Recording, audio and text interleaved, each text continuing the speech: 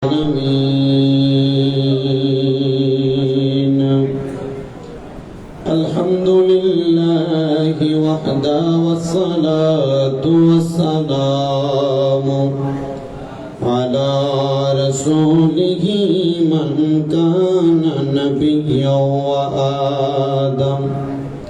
وآدم بين الماء والدين سيدنا ونبينا وشفينا وحبيبنا وأكمال الأكملنا أجمال الأجملنا وعلى آله وأصحابه وأهل بيته وأولياء طريقته وعلماء دين ملة وأهل سنة والجماعته أجمعين সকল জবান খুলে জোরে জোরে পড়েন আউযু বিল্লাহি মিনাশ শাইতানির মুহাব্বতের আওয়াজে জোরে জোরে পড়ি বিসমিল্লাহির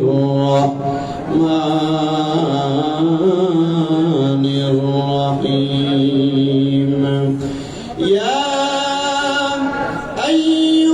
আইয়ুহাল্লাযীনা আমানু লিমা তাকুলুনা মা লা তাফআলুন وقال في شان حبيبه ومحبوبه ومعشوقه مخبرا وآمرا إن الله وملائكته يصلون على النبي يا أيها الذين آمنوا صلوا عليه وسلموا تسليما اللهم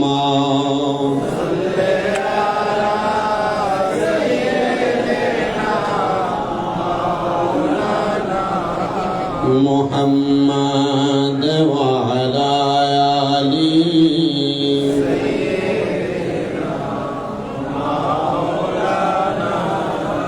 আমার প্রিয় মুসলমানেরা আল্লাহর হাবিব মুহাম্মদুর রাসূলুল্লাহ সাল্লাল্লাহু আলাইহি ওয়াসাল্লাম নবী আমার জানায়া দেন উম্মত আমার দুনিয়ার জমিনের মধ্যে যে উম্মত আমি নবীর প্রতি একবার দরুদ শরীফ আদায় করবে আল্লাহ তাআলা ওই উম্মতকে দুনিয়াতে এমন একটা সম্মানের অধিকারী করবে যে সম্মানের অধিকারের যোগ্য সে ব্যক্তি না।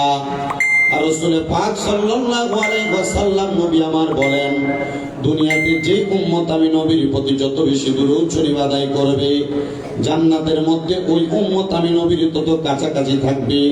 কাছাকাছি থাকার জন্য মুহাব্বতের আওয়াজে দরুদ শরীফ পড়েন আল্লাহুম্মা সাল্লি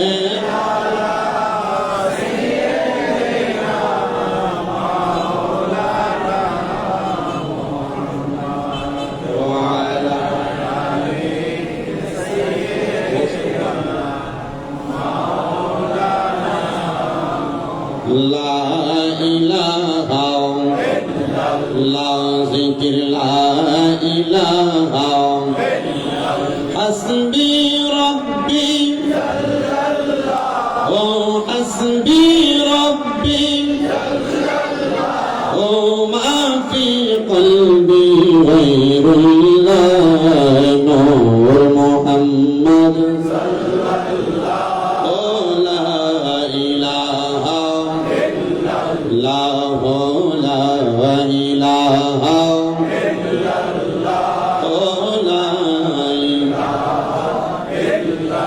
আমরা বড় ভাগ্যবান আমরার নবী আল্লাহর মেহমান আল্লাহ দয়া করে করলেন দান আল্লাহ দয়া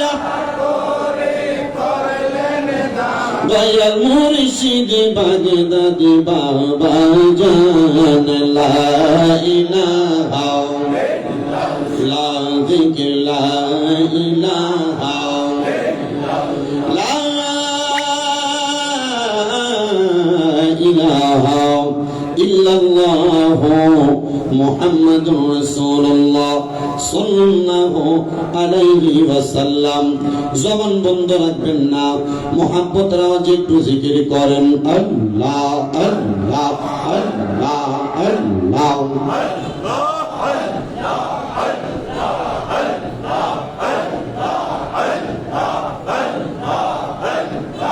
আল্লাহ রাসূল পাইতে আমি বায়াত হইলাম, মুর্শিদ চান হয় না যে বদনাম। মাশাআল্লাহ কাউকাব চান হয় না যে বদনাম।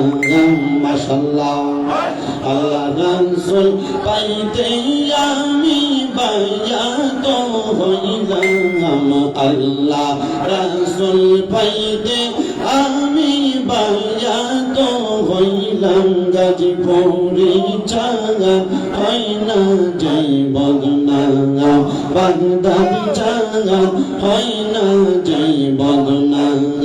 মারহাবা আল্লাহ আল্লাহ। তরিকতের আমল কোমরে কত পাই গেল উপরে গো আমায় রাইখো শোনো জোরে মুর্শিদ আমার আমল নাই। মুর্শিদ চান হয় না যে বদনাম। মারহাবা আল্লাহ রাসূল পাইতে আমরা বায়াত হইলাম, বাগদাদি চান হয় না যে বদনাম। আল্লাহ আল্লাহ তুমি যেদিন যাবে চলে আমাকে রাইখো নজরে গো, আমায় রাইখো শোনো জোরে বাজানা মারা মন নাই। আমায় রাইখো শোনো জোরে মুর্শিদ মারা মন নাই। বাগদাদি চান হয় না যে বদনাম। মাশাআল্লাহ আল্লাহ আল্লাহ আল্লাহ রাসূল পাইতে আমি বায়াত হইলাম, মুর্শিদ চান হয় না যে বদনাম। আল্লাহ আল্লাহ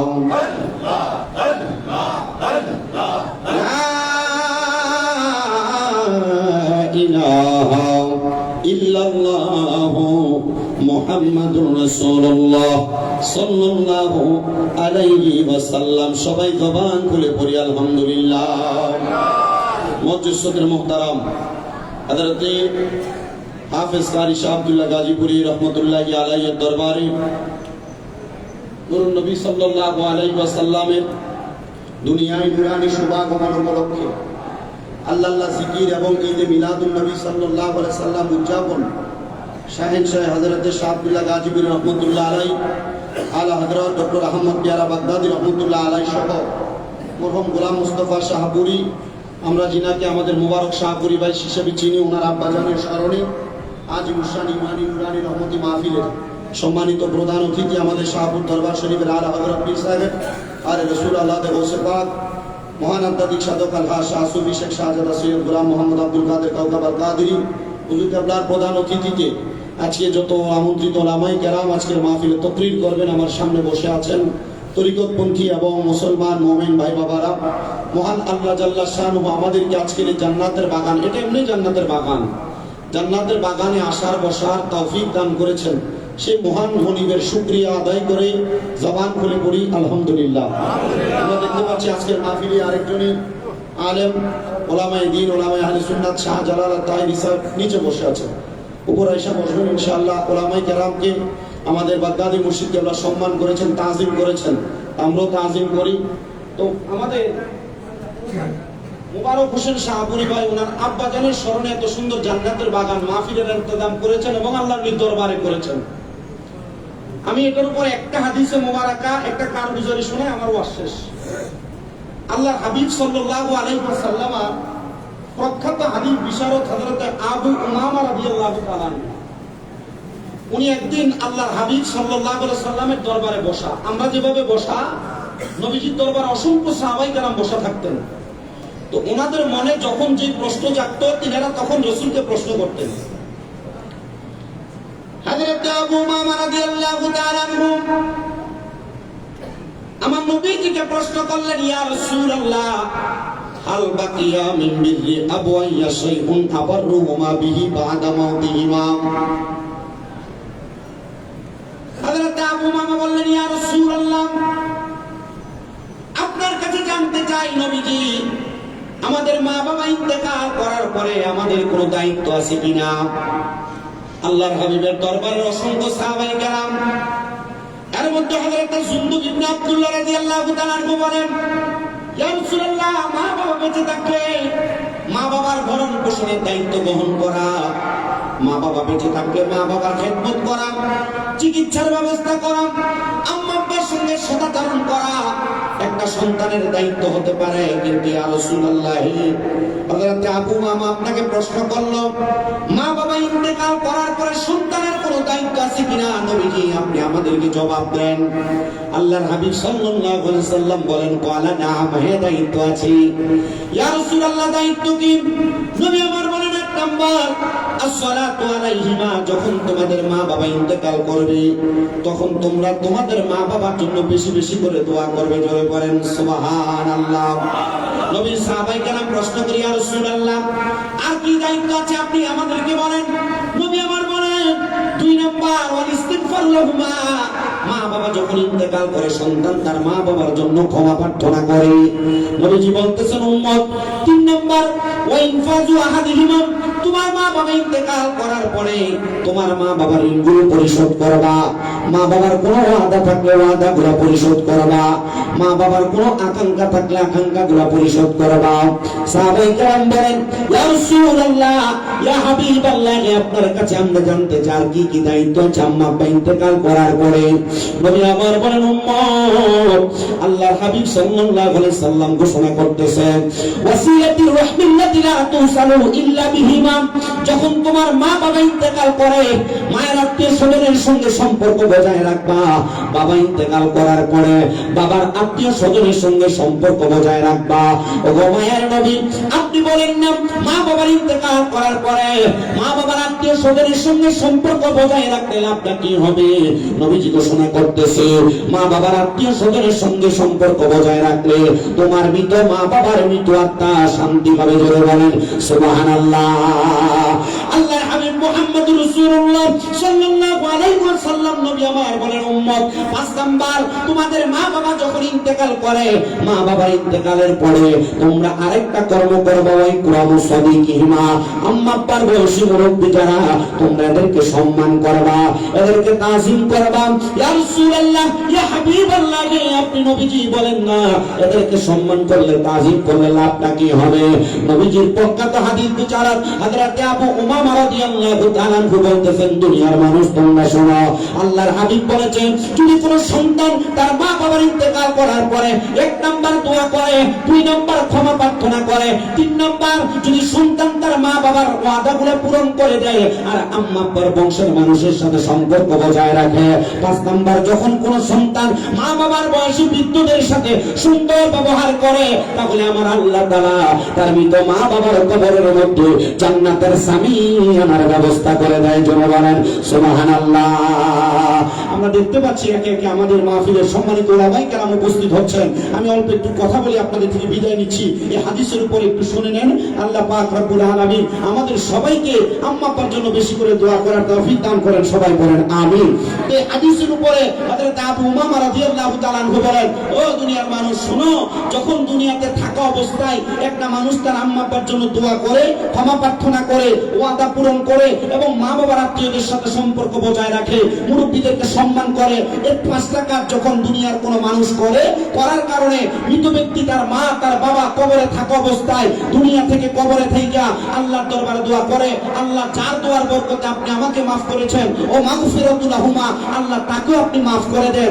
আজকে যে মোবারক শাহপুরি ভাই ওনার আব্বার জন্য এবং হযরতে ডক্টর আহমদ পিয়ারা বাগদাদি হুজুর কেবলা সহ শাহ আব্দুল্লাহ গাজীপুরীর দরবারে এত সুন্দর জলসা, এত সুন্দর নুরানি মাহফিলের ইন্তজাম করেছে।